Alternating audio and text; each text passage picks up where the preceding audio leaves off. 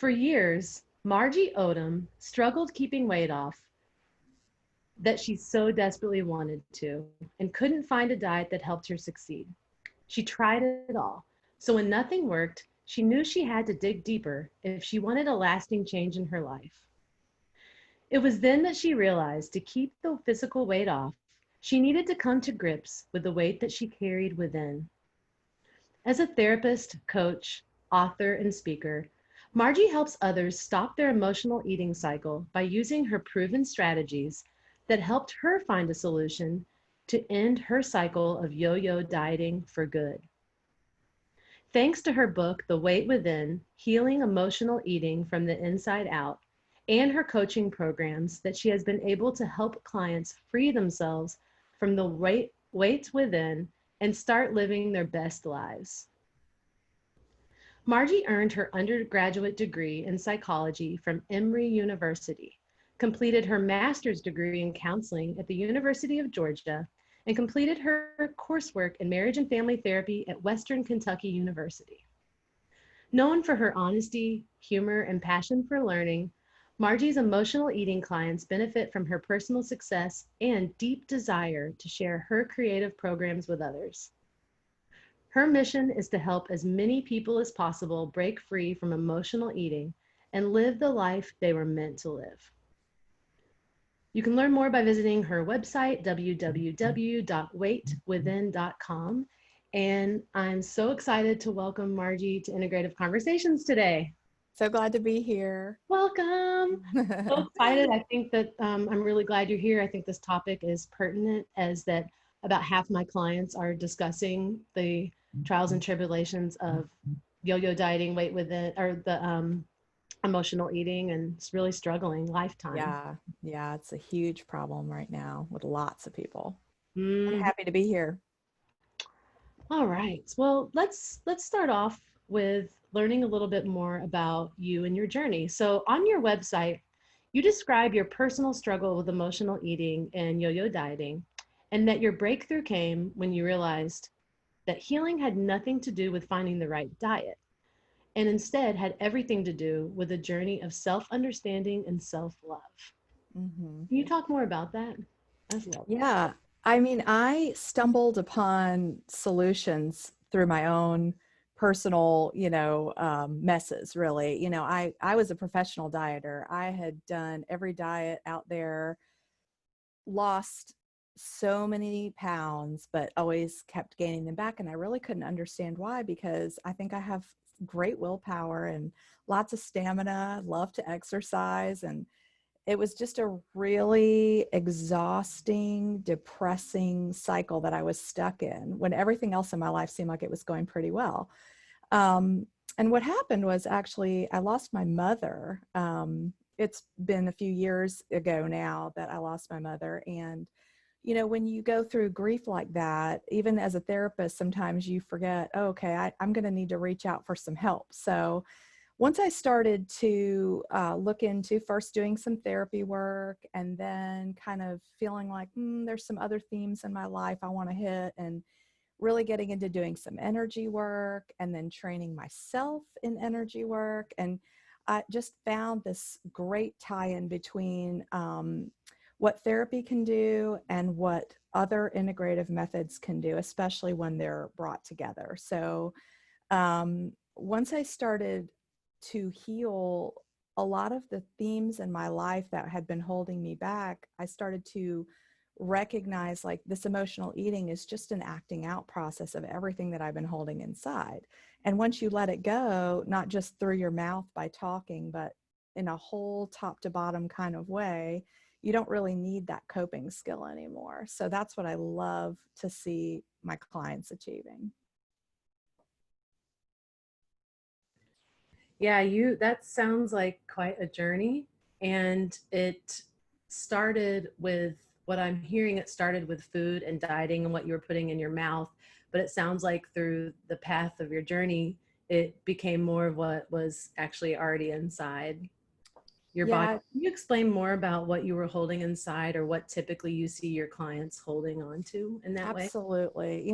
So many times I mean, I was a lot like my clients. I think there's a personality that kind of goes sometimes with these issues, and it's looking super confident and well organized on the outside. You know, I got it all going on. I have a good job. I mean, my family's great. You know, I have friends, you know, things going on. I'm always looking at the next thing. And so a lot of clients of mine who struggle with this are the same way. They've got it all going on. And so they look that way because they're holding things in. For me personally, I had, you know, a lot of themes in my childhood, things like, you know, sort of not feeling good enough really right from the start. I mean, my parents wanted a boy and I let them down. And then I hate to laugh about that, but I can now at least. But, you know, it started from really, that's my birth story.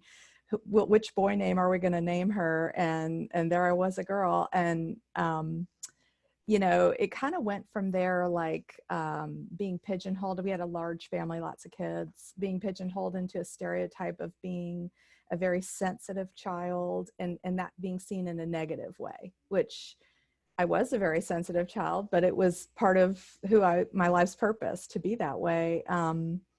You know, and my father, he's a wonderful man, but he's very focused on exterior. And I got a lot of messages about women and what makes women worthy and body image. And it wasn't until, you know, my earliest adulthood years that I started to actually have any weight gain. So once that started happening, I really felt lost, like, well, where's my worth now? And if I'm not, you know, being this attractive person, that was my pigeonhole in my family. If I'm not the attractive one, then what is my purpose? And if I'm not making other people happy being who they want me to be, then what's my purpose? And that was really painful. And then I started acting that out into my marriage and other relationships. And it was just a big, you know, ball of stuff inside that I had no idea was there. I really didn't realize it. And, you know, I see that a lot in my own life, as well as my clients and friends and family. And you mentioned that idea that, why isn't this working for me? I'm smart. I can get things done in my life. You know, I hear this a lot, like, what am I doing wrong? And Yeah. like, I'm also curious. So when you were doing all this work and your journey in the integrative modalities, what did you notice about your weight and your diet? Tell me, can you give more about how that changed? Yeah, it was like that whole process. It was really interesting because the first part was really an awareness of my body is not the determining factor in my worth. Like I had to go through that piece first. And that was really tough for me. You know, what if I never lose this weight? Because I happen to have some metabolic issues and thyroid and things like that. And I was like, maybe that's because my weight wouldn't come off. I got to that point where it just literally wouldn't come off anymore. And I was like, okay, I'm just going to have to accept myself the way I am. So that was really part one. And that actually ended up not being true, because once I got to the place where I was ready to let it go, it came off fairly effortlessly. It's amazing, really. But leading up to that, it was really just me accepting first that piece. And then, you know, realizing that my weight served a lot of purposes in my life, maybe maladaptive purposes, but purposes nonetheless, like protection, you know, no opportunity for someone to judge me as either attractive, sexy, whatever, because I already wasn't in my own mind. So it's like, oh, well, I already think that about myself, so I'm not putting myself out there, you know, lots of that kind of thing, that it was all serving these purposes. I had no idea. Plus the food itself, you know, I used it as a crutch. So anytime I wanted to push a feeling down, I'll just, you know, eat it away. And then when you take that away, you have the opportunity to see where you might have done that and how you want to do it differently. And then you can start employing those energy methods right there on the spot. It's very empowering. Ooh, I can't wait to hear more about that. And that really leads me into the next question I had for you. So, and this kind of describes more about the strategies, but in your book, you discuss the types of emotional eating and also strategies to form a healthy relationship with food. I'd love to know more about the foundation of kind of your model or path that you work with, and some strategies, interventions, modalities that support folks in transforming the way they view dieting, nutrition, and weight. Okay, so first of all, I sort of really don't talk about diets at all with my clients, and it drives them crazy. They're like, oh, you do emotional eating, so tell me how to lose weight. And I'm always like, that's step 5, we've got a long way to go. And so, the first thing they have to do is similar to what I had to do. They have to accept that the diet is not step 1. And choosing the right food comes later. And it's a lot easier to do that when you're not battling inner traumas and emotional issues. The food has served a purpose for a long time in helping them soothe and feel better and work through feelings that they don't know how to feel any other way. So taking that away right from the get-go only sparks the emotional eating cycle. And in my book, I talk a lot about that. So the first thing I do is make clients aware that there is a cycle that we all go through. The first step being the diet. The diet actually sparks the cycle. And when you go on a diet and you're being really restrictive and you're following all the rules, an emotional eater feels amazing. They're like, I'm on top of the world. Like, I can do this forever. Like, this is really not that hard. Why did I wait so long? And then the weight loss just kind of fuels that feeling of control and power. And you feel better about yourself. You're happier. You start engaging with people. All the things that you're kind of not doing when you were in a low place, until you start to have some events. And I call that rumbling.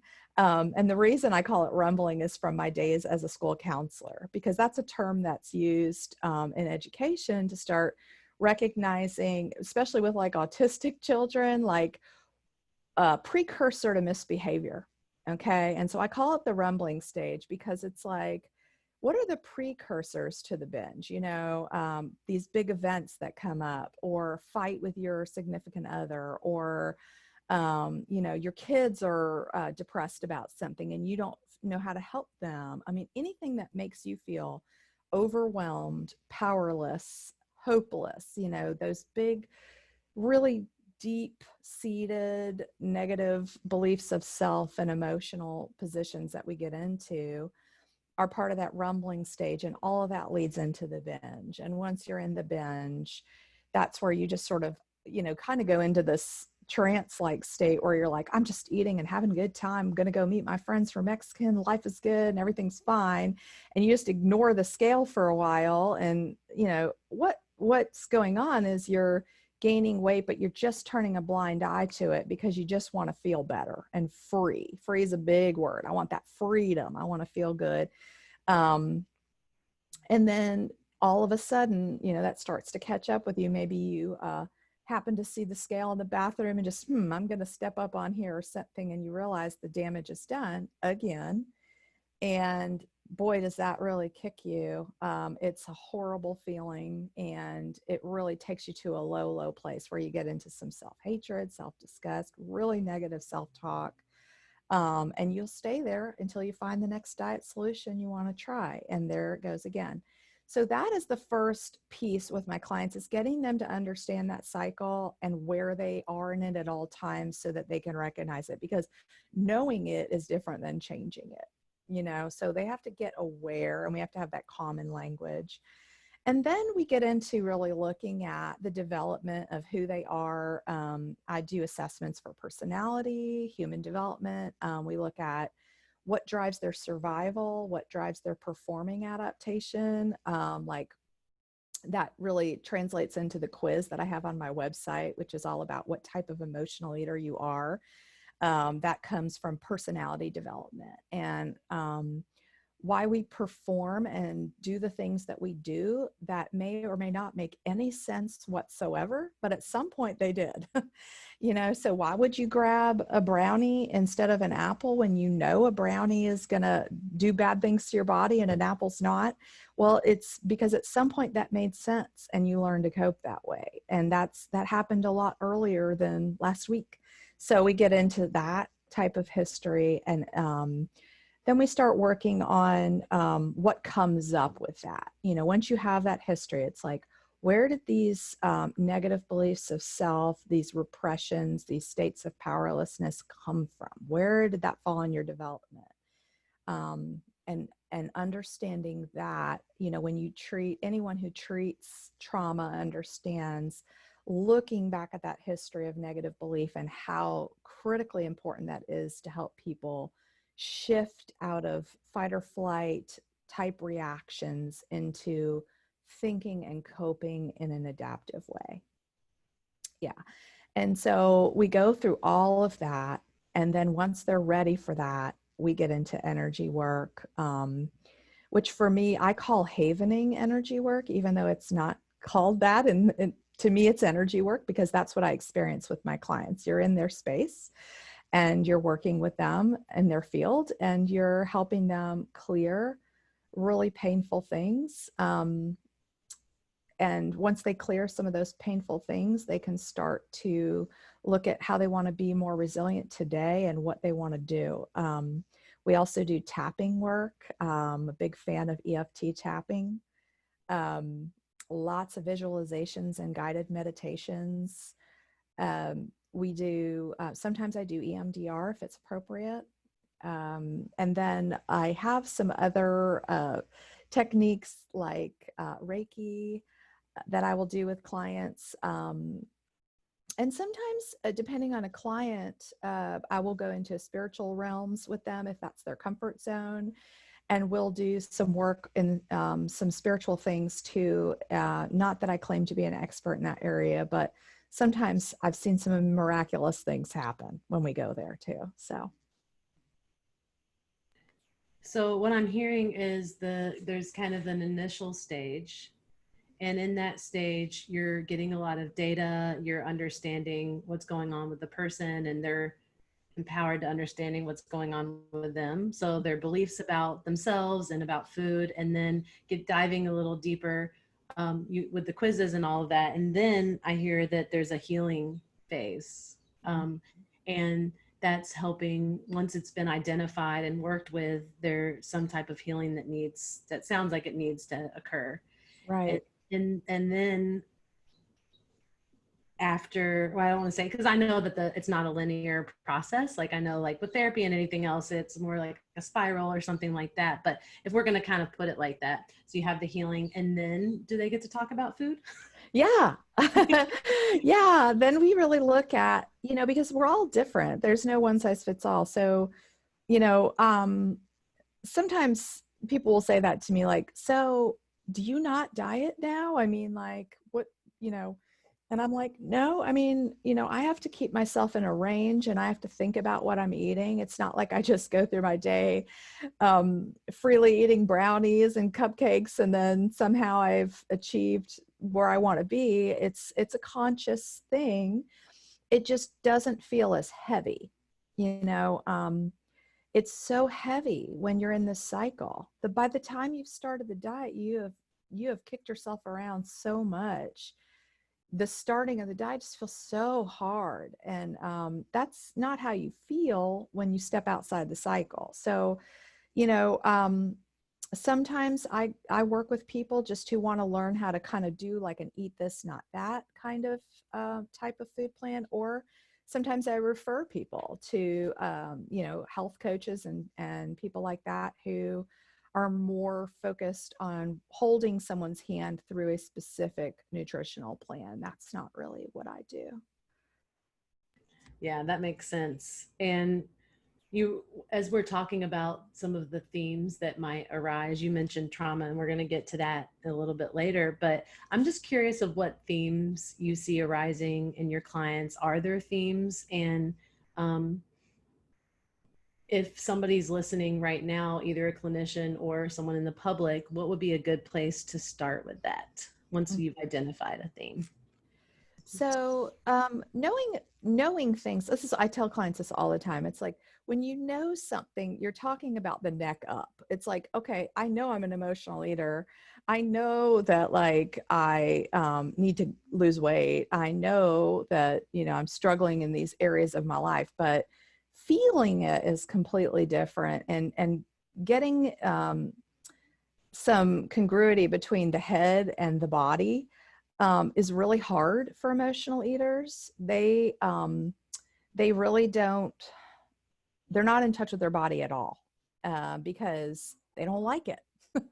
It's like, I just want to pretend you're not there. So what I tell people is, if you think you're stuck in the cycle that I described and you feel like your negative beliefs of self, like, I'm trapped in my relationship, or I'll never achieve the job I want because I'll never be able to go back to school because my kids are my first priority, or whatever it is that you're telling yourself, that seems to be this repeated pattern of stuckness or trappedness in your life.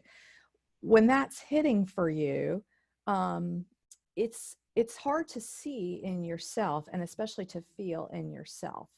So don't expect to just be able to analyze yourself and go, okay, well, I have this negative belief about myself that I'm helpless, and if I could just figure that out, then I'd be okay. It's like, work with people, talk to people who know you, see a therapist, see a coach, work through, how to really identify the true theme, not the one that seems like it's the theme or the one from the neck up.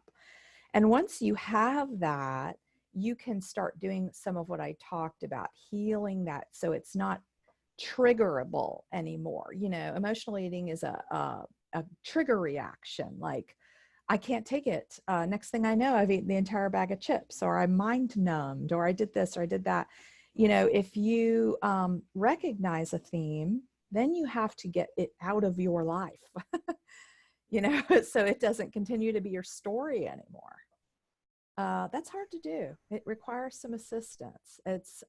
But once you do, it is the greatest joy you could possibly have, because it's not holding you back anymore. I want that for everybody, not just emotional eaters. We all have themes that we need to work through. So, yeah. Absolutely. And I mean, I hear that term a lot, is like freedom. Like, what would you love? Freedom. And I know that some popular quote diets will talk about things like food freedom. But what you're talking about seems like an even more authentic, more layered, deeper freedom, because it's freedom within yourself. Absolutely. And so if you're looking for a food plan that's going to free you, you've got it backwards. You need to get free so you can do the food plan. It's much easier on the other side. So that's just, it's a hard thing for people to shift in that way, because they want solutions now. And we're all in this lifestyle where we get solutions fast. I mean, you could go out there and lose 50 pounds really fast. Okay. But how are you going to sustain that? Like, the thing that's like so disheartening to me the most is when a client comes to me and they're right in the middle of like one of these diets like HCG, where you eat 500 calories a day or something. And if you're on HCG, I'm sorry for saying this right now, but when you eat 500 calories a day and then you transition off that diet, it's incredibly difficult to sustain that. I actually don't know anyone who has, so including myself. I've tried it, of course. And so when they come in and they're like, I'm on HCG and I want you to help me so I don't gain this weight back, it's like, oh no, you're not going to like what I have to say. But what if we try to, stop the bleeding a little bit and get you where you're not going all the way back to where you were before, or something like that. So I'm always trying to meet people where they are, but there's just facts around those kind of diets. They just are not freedom at all. They're a prison. Mm-hmm. Speaking of someone who has also tried multiple styles, I absolutely agree. And I'm really glad that you spoke to a few things I wanted to kind of get a little deeper in with. But one was the reward that you get for following the rules and being successful in the Oh, yeah. beginning. My personality type is exactly the same. I'm like, look, I had a whole week, and I love like rewards. So if I get little like, I finished my Fitness Pal nutrition thing for the day and I was under my goal, I'm like, I won. Yeah. And then like that cycle, it just really spoke to me, because then I'm just like, screw this. And then you go back. But that being said, you mentioned triggers. It's a trigger reaction. And I'm curious of learning more about that, and also talking about, you talked about trauma and viewing this work that you do with your clients through a trauma lens, and maybe speaking a little bit about what that looks like for you. Yeah, so that kind of goes hand in hand. And I would say, great question. I would say, like with trauma, it's been identified to me that there are what's called big T traumas and little T traumas. And that was always really helpful to me, because I was like, well, I mean, if you look at my life, I mean, there was hardship, but I didn't experience any huge event that would be classified as a big T trauma, but lots of little T trauma. I can say, oh yeah, that's true. And so you don't need to have had a catastrophic event, or, series of catastrophic events, to have had trauma in your life. What needs to happen is, for me personally, I was pretty vulnerable to trauma because I grew up in a household with sort of neglect, I would say, not like in the typical child abuse fashion, but like not present parents, and so I was left to my own devices to think my way through things in a childlike way and to find childlike solutions for things. And so I started to feel a lot of the time unimportant, I don't matter, and I hear that a lot from clients too. Like, I just felt like I didn't matter. I was invisible. Like, no matter what I did, it wasn't good enough. And so that's traumatic. It's traumatic. I mean, when you're a kid and you don't feel important, or you don't feel good enough for whatever your parents, who are the most important people in your life, or even other significant people, if you're not where they lead you to believe you should be, which is wrong, it's terribly wrong, but kids, they hear those messages and they start to believe them about themselves. And then, there's all kinds of other events that happen, like bullying, or moving a lot, or, losses, untimely losses, or catastrophic events, true catastrophes. Sexual abuse can be a huge problem in terms of body image and eating issues. What happens with triggers is those traumas are, categorized in the brain differently than other memories. We store trauma in the amygdala of our brain, which is a primal place. It is fight or flight. And the amygdala is amazing. It's very associative. So if you were in a bank robbery and then you went skiing the next year and someone had a ski mask on, you might suddenly find yourself incredibly phobic of a ski mask because someone in a bank robbery had a ski mask on. And that's because the amygdala is associative. It expands. And so just because something doesn't seem to you familiar from childhood, it doesn't mean it's not to the amygdala, okay? And the amygdala does not speak English, so talk therapy is not going to touch it. You can't get your amygdala to change by talking to it. And so telling someone to calm down is the best example I have. So if you're in fight or flight and I say calm down, you're not going to want to calm down, and your amygdala doesn't either. So you have to come at the amygdala from another place. And so when those old traumas to the amygdala seem triggered, so something associative, in other words, I cleaned the whole house today so that when my husband gets home from work, he is going to be so happy to come home to a clean home. And then he comes home and he's had a bad day and doesn't even notice. well, there you go. I don't matter. I'm unimportant. Okay. And that theme or that trauma in the amygdala gets highlighted. What am I going to do with that? You know, I could start screaming at him, you don't appreciate me. I could go and retreat into myself and just get really depressed and sad. I could go eat some food. You know, I could go have a drink. I mean, people do all kinds of things to deal with those things that come up, but most of those reactions are coming from the amygdala and they're not thought out. None of them. So that's what I mean by triggers and trauma kind of going hand in hand and feeling really like, okay, that just happened and I didn't even realize it. Okay, because once the amygdala comes back down and you're thinking again, you're like, I can't believe I ate this entire bag of chips. Like, what in the world? But it's because you had that response to that trigger and you were doing what you needed to do to soothe yourself in that moment. Mm-hmm. Yeah. Mm-hmm. And I think that do you notice, speaking along the same lines, do you notice similar responses to the trigger? So my experience personally and professionally is that the triggers can be totally different, but sometimes the responses are similar in that, like you mentioned, going inward with a kind of a just being really sad. I must not be good enough because they didn't notice, or good enough to love, or whatever. Or the response could be outward. So are those very similar type of reaction or responses? Because my sense is that people might not even know they're being triggered into emotional eating, like they're just going with it. So like identifying those, what do you usually notice with that? That's a great question too. And I think what people tend to, one of the activities that I have in my book and that I use with clients a lot is about going through life stages um, and life events and looking at your weight loss and gain in conjunction with that.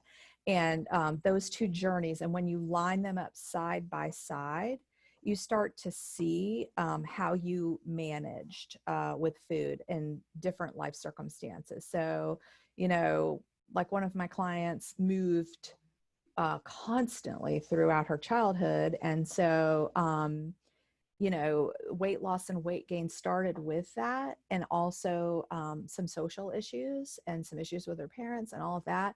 You could see the cycle and how she internalized and then used the food. Okay.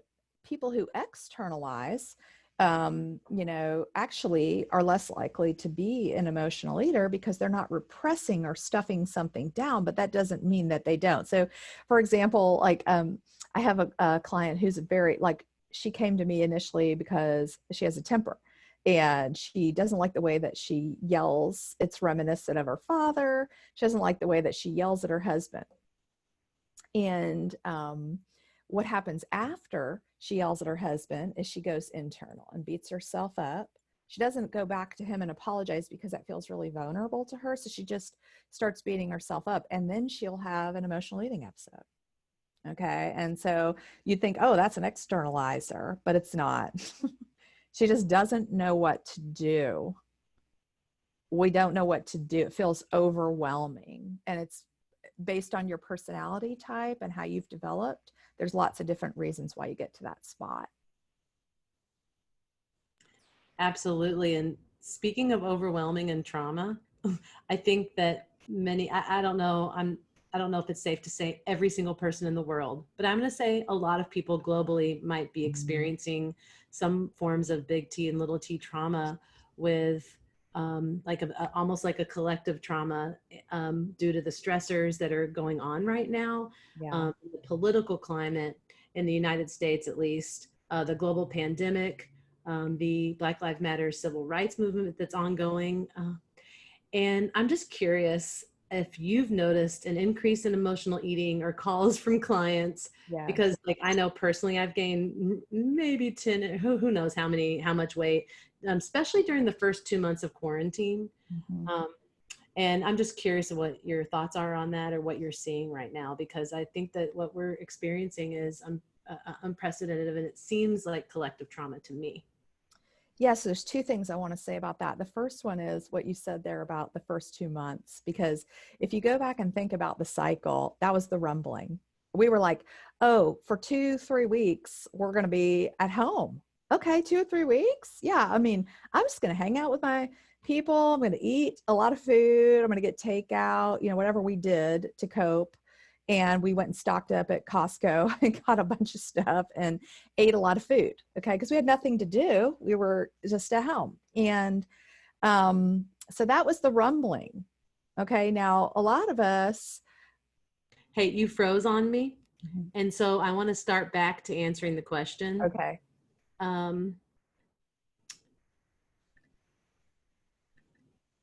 on Want to one just second. And it's re-ask still the last frozen. couple? So Okay. we can let's just pause for a minute and let this get back on track. And then if you don't mind starting over with I want to answer that question. There's two things I have to say about that. Hold on.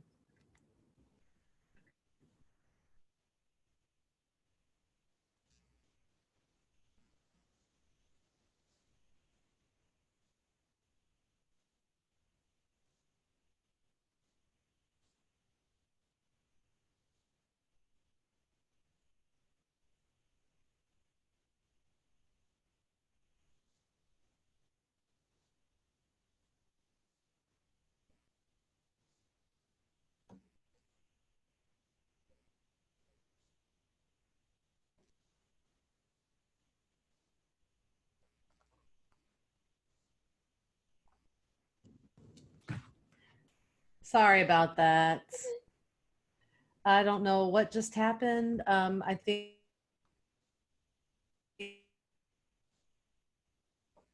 here, are you still able to hear me? Darn it. Oh, Now I can hear you now. I can hear you okay. now. Yeah. Let's give Okay. it a moment and we can kind of regroup and start back, and I'll just edit them together. But start back with the, yeah, we're all, I can see you in real time now. Okay, good. And if that happens again, we'll just do the same thing. I'm sorry to break the flow. Oh, it's okay. We were going, I was loving. But so basically, do you want me to re-ask the question and then without? Yeah. Okay. All right. And let me give it a pause. And so speaking of trauma and trigger reactions, I think that it's safe to say that a lot of people, both in the States and around the world, are experiencing a collective trauma, mainly due to the stressors with the current political climate, at least in the States, the global pandemic that's ongoing, and the Black Lives Matter civil rights movement. And I'm just curious, have you noticed an increase in emotional eating with your clients? Because I sure did notice a weight gain, and it came out of the blue for me. About the first 2 months of the quarantine.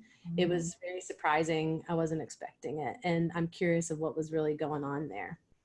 Yeah. Okay. So I want to say two things about that. The first thing I want to say is that, you know, if you go back and think about the cycle that I was talking about in our conversation, and I talked about that rumbling stage, I would say the early parts of the pandemic really was a rumbling stage for a lot of people. You know, their momentum changed, and those are just some great micro trigger examples. But really, it didn't seem, you know, at first it was like, well, I'm just going to buy as much food in bulk as I can. I'm going to stay home with my family. I'm going to take this little breather. We're going to play some board games, and you know, that's what we're going to do. And what happened was, and that's for people who had people. I know there was a lot of people out there who were isolated. So that's another piece I want to talk about. But you know, going into it at first, I think, you know, it was difficult for everyone, but it was more of a small scale difficult. And we never anticipated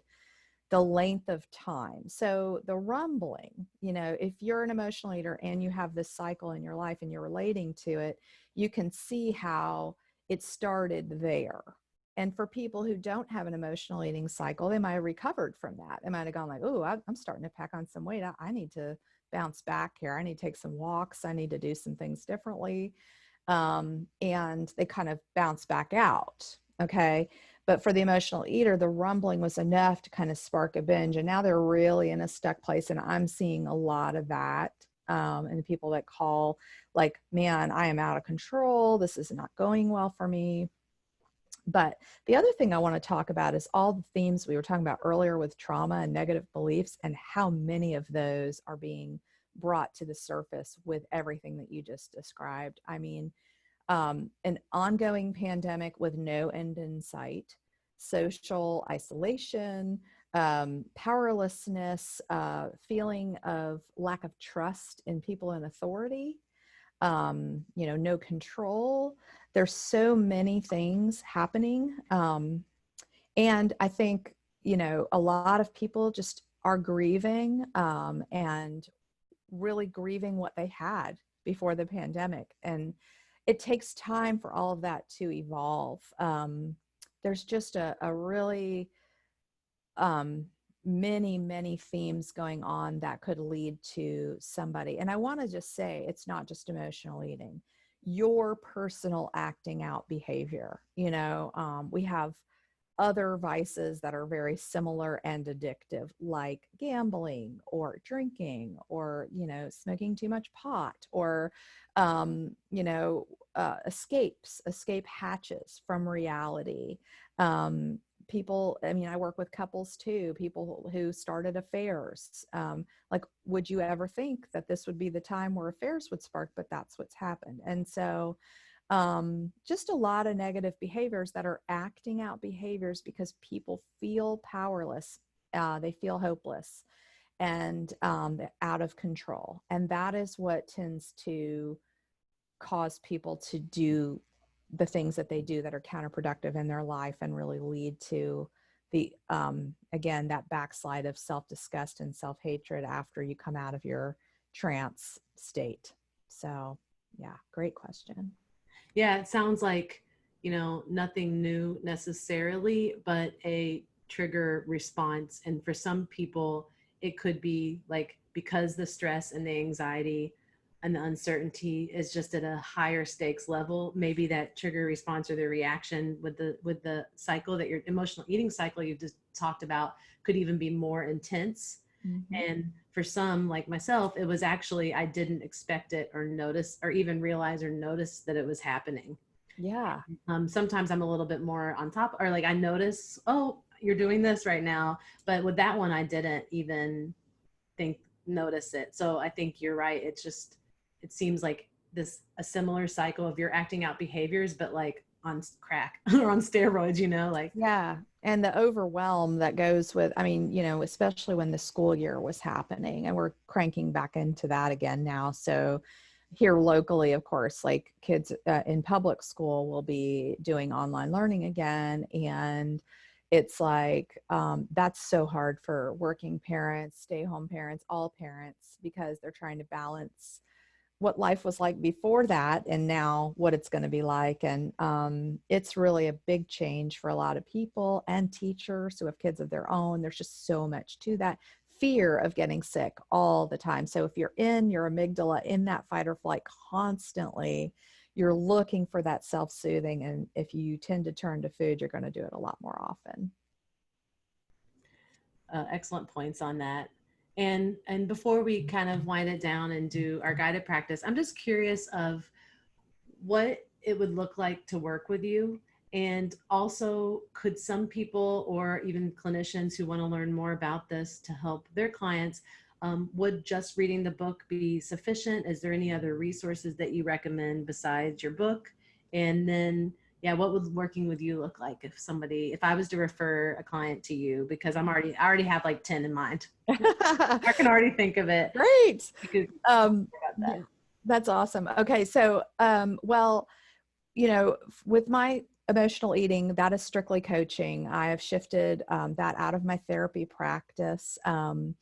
And so when I work with clients, I have two programs right now. One is individual coaching, where they sign up with me. They prefer to work one-on-one and strictly on their own themes and their own issues, and not get that group support. So a lot of clients actually choose individual coaching. I really am a big fan of group coaching. It's less expensive, and you get the group support and the potential for some connections and accountability down the line when you're done with your work. So Both of them are great options. Those are my two programs. There's information about both of those on my website. For therapists, and I do recommend the book for clients as a starting point, because there's individual exercises and activities in there. And I love when someone's read the book and then they come to me because they're like, okay, I understand this. Like I was saying, they got the neck up. Okay, so what do I do next? Okay, and I love that. That's super exciting. We get really deep with our work. So for therapists, I absolutely want to start teaching therapists about what I do. That is kind of the next phase of my work. So, I really want to start a course. It may be an online teachable type course for therapists to learn, because, one of the main things that I personally learned as a therapist was resources on this are pretty slim, and it's very cognitive behaviorally focused. If you look at eating disorder treatment, it's gotten better with mindfulness. Like I'm a huge supporter of that as a technique, but there's a CBT kind of theme to eating disorders that I am just not, and that's not my type of work. And so I kept trying to see how can I adapt this to what I do, and really kind of hitting a wall with that. And so what I do, I feel, is very unique. And I think therapists that want to learn this methodology and help clients would be amazing. I love to get a cohort of therapists together that want to learn that and start teaching it. So but if you're interested in, you read my book and you want to collaborate with me, I have done, and I will do coaching sessions with therapists that are working with clients. Just do like one-on-one coaching, individual sessions to help them through their case. And I love doing that too. It's exciting stuff. So, and I don't know if that fully answered your question, but. Oh, absolutely. Yes. And it sounds like, if we wanted, if it could be an adjunct to therapy. Mm-hmm. And so coaching and therapy actually go really well together. Yeah. And my only other question about the individual and group coaching is that on online or through Zoom, or is that live? Obviously. It's all online. Even pre-pandemic, it was online. And I do that to keep it separate from my therapy practice. I have had instances where a coaching client lives locally, and they want to come into my office because the type of energy work that we're doing or something has come up that's really traumatic. But it remains under the coaching umbrella, and I keep them as two separate entities. So once you're a coaching client, you're a coaching client. If you're a therapy client, you can't become a coaching client. I keep them separate. So I can work with people outside of Kentucky legally and not break any ethical rules or anything like that. So generally speaking, it is all online. And one other piece to follow up with that is, you talked about some of the energy healing and the modalities that you work with your clients. And what does that look like online? Yeah, so everything I do can be done online, starting with havening. Havening can be self-facilitated with me guiding you through. Tapping is self-facilitated. And when I teach clients how to tap, I do it with them so they don't feel strange. Same with havening. And EMDR can be done virtually. I had to study that. I had not done that until the pandemic, but I've been doing that successfully. And that's very interesting. And, as far as some of the other methods I was talking about, like in the spiritual side of things, guided meditations, I do all of that online.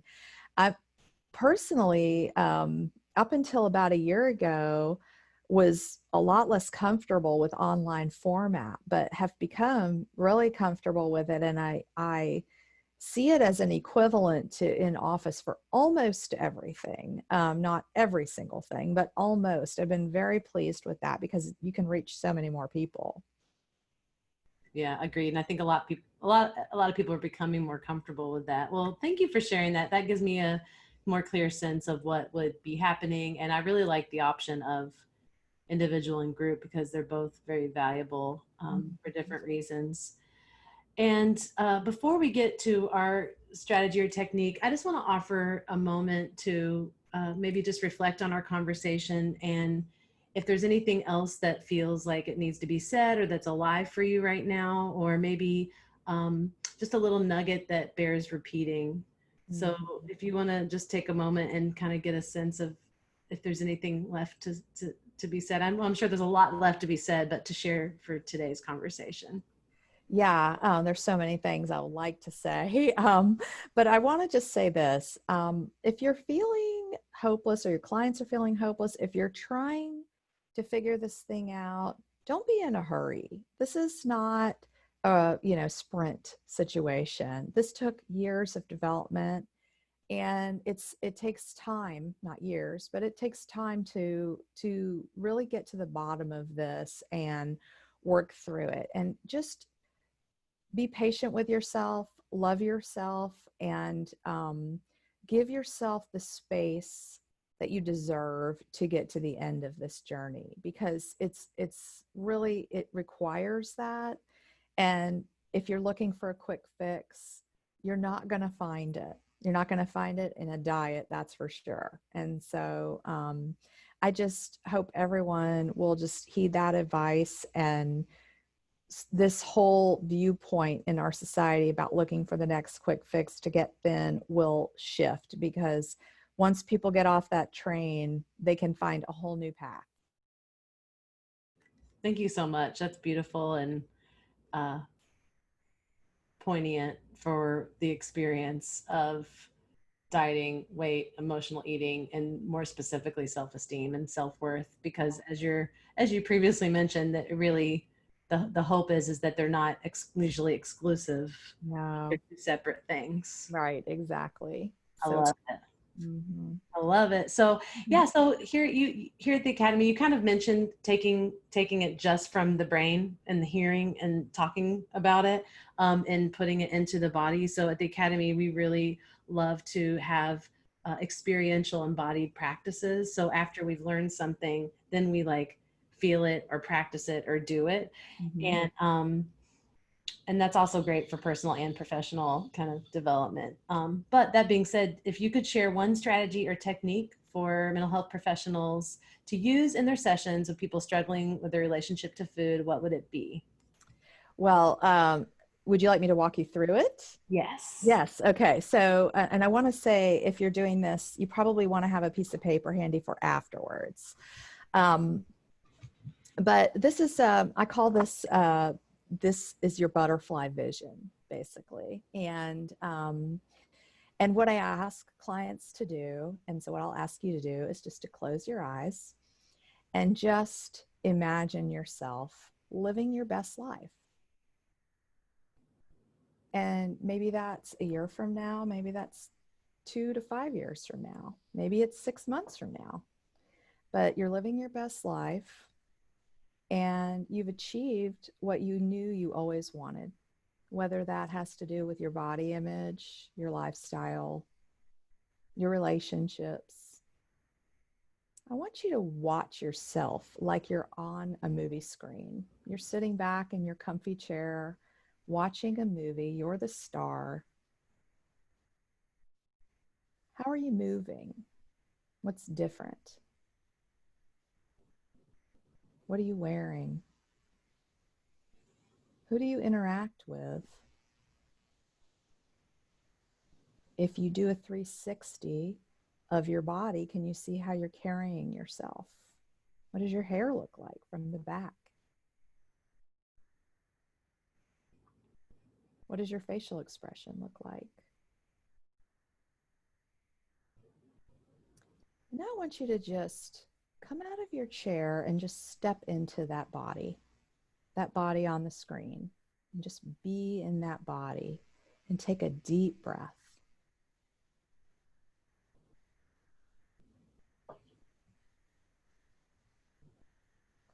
Feel what it really feels like to live in that future version of you, to be in that body, moving differently, acting differently and living differently.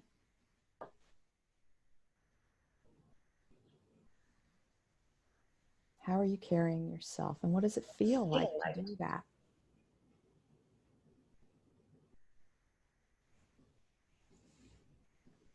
And when you're ready, I just want you to step out of the body, but to stay on that screen so you're right there with your future self. And I just want you to ask your future self anything that you would like to know that might help you on your journey.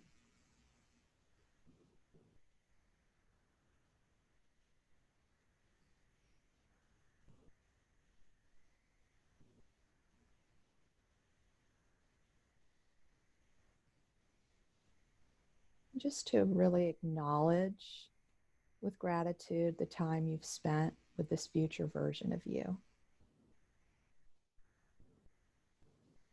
Nice deep breath.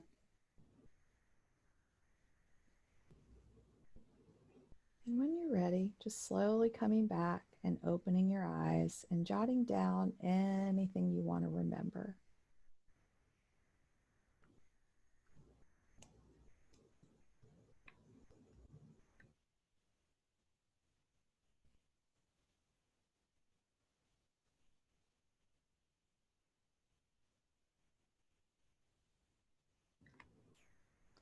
And then the last part of our activity is going to be a now and then list. So I just want you to draw a vertical line down the center of your paper, right now on the left and then on the right. And I want you to start with the then side and just jot down everything you saw in your future self.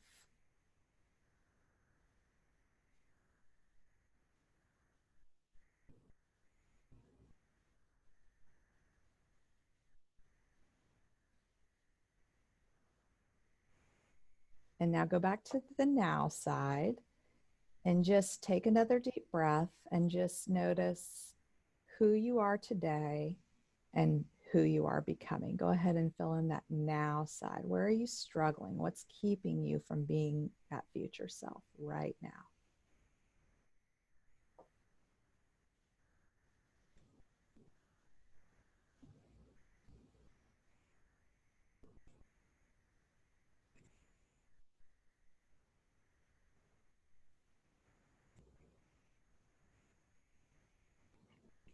Great. And in my book, I use this activity in my book, and I ask people to spend some time with this. I'm not going to ask you to do that now, but just to keep it, I ask people to write a mission statement for where they're going based on that future version of self, which I believe already exists. You just have to achieve it through steps and self-awareness and self-love. So that's really step one to starting to move forward on your path. Thank you so much. That's exactly what my future self told me. Like the first one was like, you're already there or something like that. It was like, oh, I guess we're the same person. Yeah. Hey, that's great. Yep. That's an awesome exercise. And so in doing that, we visualize that, make our list, and then spend some time with it. And can you give me an example of a mission statement? Mm-hmm. It would be something like, I will practice health habits when I wake up in the morning by spending time meditating, um, spending time with positive affirmation. I will move my body 5 days a week. I will choose foods that I'm going to say are on my green and yellow list, because that's another activity in my book, but that are healthy for me, are okay to use with caution. I will be authentic in my relationships and allow myself the space to become who I choose to be. Something like that. That's off the top of my head, but something like that, where you use what you saw in your vision to really guide the mission statement so that it's an actual statement of where you're going. Those are great examples, and I'll take all the above. No. Yeah. Yeah, it's great. It's great to have a mission statement and to really reflect on it regularly. It's like a personal affirmation. It's just so personalized to you. Mm-hmm. Mm-hmm. Well, thank you so much. I think that's a really great place to end our conversation now. I hope that there's more, and I'm really excited about the work that you're doing and uh, um, reading your book. Which, by the way, does it come in Kindle format? Because Yes. I'm trying My to. book. I'm sorry, I didn't mean to. It's Kindle on Amazon or paperback on Amazon called The Weight Within. Mm-hmm. All right. Well, thank you so much. I'm so excited, and for our listeners, we will be linking to any of the uh, information that we discussed today in our conversation, including Margie's contact information and everything else. Great. Thank you So, so much for having me. This was lots of fun. same. I look forward to more. Me too. Take care. Thank you.